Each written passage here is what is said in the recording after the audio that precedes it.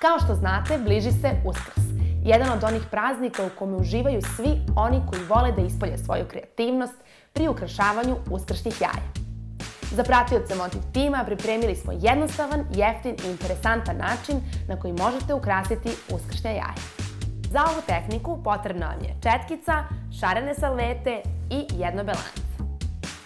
Za početak uzmite salvetu i razdvojite je na listove. Izaberite željeni motiv sa salvete i iscepkajte je rukom. Jako je važno da salveta bude iscepkana rukom, a ne isečena makazama, zato što će na taj način smanjiti mogućnost da se vide ivice. Za tehniku dekupaža obično koristimo lepak, ali kako nameravamo da ova jaja budu jestiva, koristit ćemo belance. Uzmite belance, namažite na koru jajeta i nanesite željeni motiv. Kada motiv namestite na željeno mesto, ponovo pređite belancem preko motiva. Ostavite da se jaje osuši i ono je spremno. Budite slobodni da cepkate salvete kako biste stvorili motiv koji želite na jajetu. Najbolje bi bilo koristiti što svetlija jaja kako bi motivi bili što jasniji.